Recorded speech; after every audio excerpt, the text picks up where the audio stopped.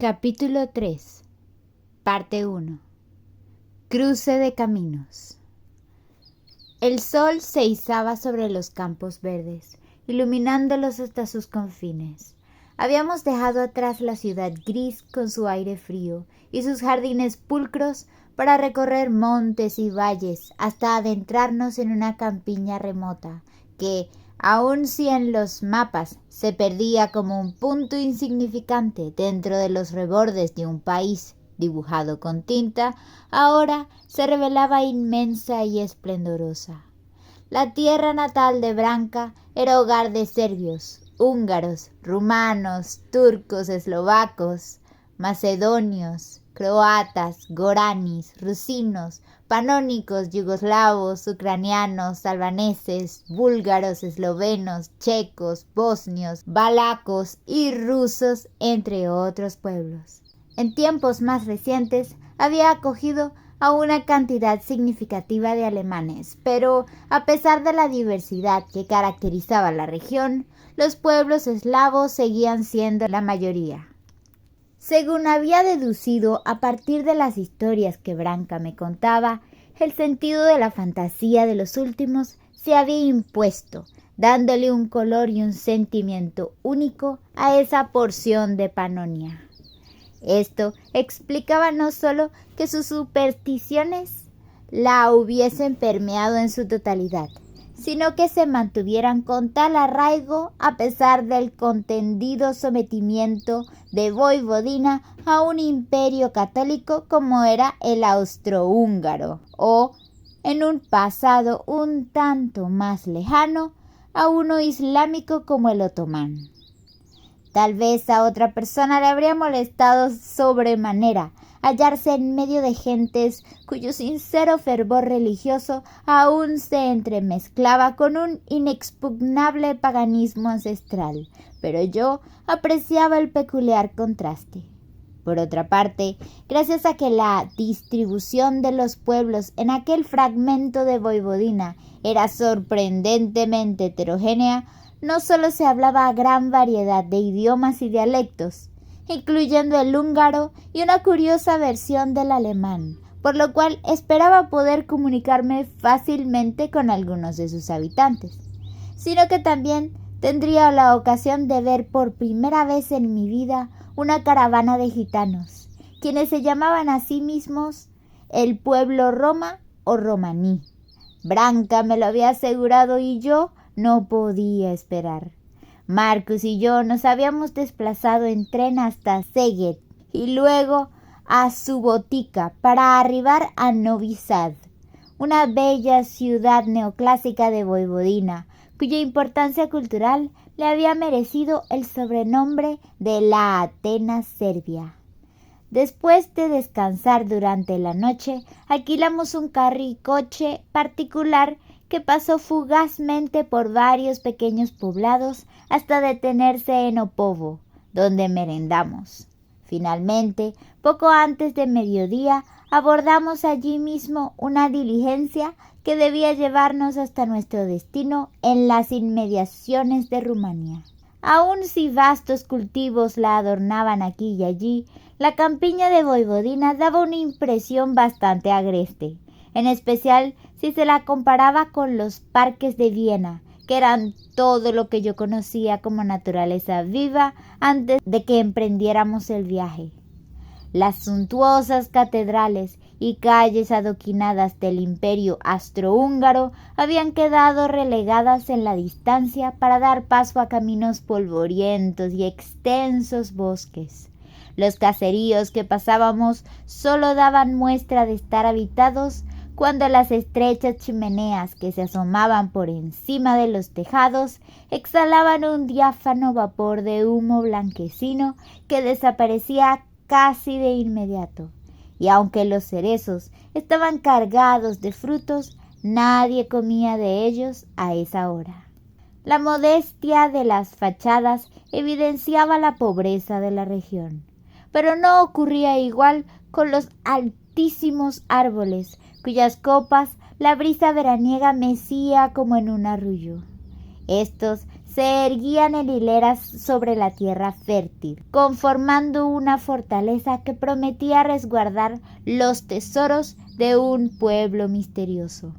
Tomé mi pañuelo y me lo pasé por la frente para absorber el copioso sudor que amenazaba con deslizarse por el contorno de mi rostro, deseando en vano una vez más abrir la ventana de aquella diligencia para refrescarme un poco. El escote del vestido blanco que tenía puesto desde hacía un par de días estaba sucio y humedecido, y solo atiné a retorcer mi descontrolada melena y sujetarla con una de mis manos, para así abanicarme con mayor vehemencia ante la mirada de reproche de la mujer del cochero, quien viajaba con nosotros en el compartimiento. Ella llevaba una falda negra y un pañolón de igual color que cubría la totalidad de sus cabellos. No había hecho más que susurrar plegarias ininteligibles contra un pequeño crucifijo de oro mientras me observaba de soslayo, con lo que interpreté como reconvención.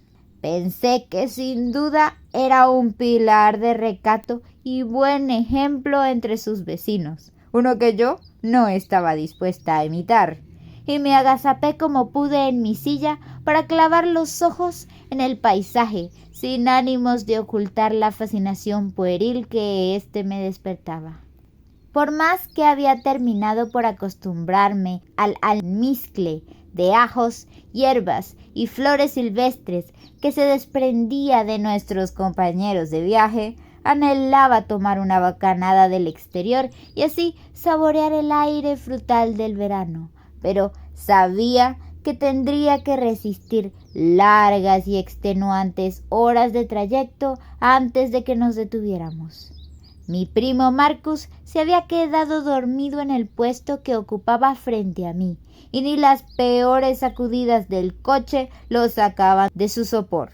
Tras muchos desvelos, parecía que al fin podía dormir. Su reciente boda con Wilhelma era precisamente lo que nos llevaba a Voivodina. Puesto que tía Greta había muerto el año pasado, me había visto obligada a mudarme con la feliz pareja tras la boda. Y, aunque Marcus me adoraba como cuando era niña, el problema residía en que Wilhelma me detestaba, si cabe, aún más que antaño. Por mi parte, sus reglas me resultaban francamente insufribles, lo cual había desatado el caos en el hogar de los recién casados.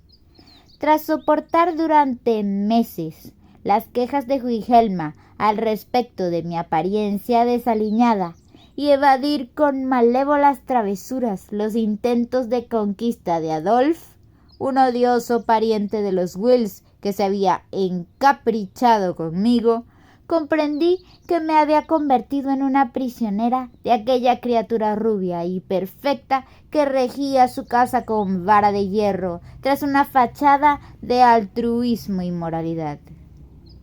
Estaba claro que Wilhelma deseaba deshacerse de mí por medio de una boda precipitada, lo cual yo jamás habría consentido y Marcus tampoco habría aprobado, pues, para su desdicha, ya era demasiado tarde para enviarme a un internado, y por la rebeldía que me caracterizaba, era evidente que tampoco habría durado más de un día en un monasterio. Al final, mi intolerable temperamento había causado que Wilhelma enfermara de los nervios, y por supuesto, yo era la única culpable ante los ojos del mundo. Por ello, Marcus había accedido a llevarme a pasar una temporada con Branka.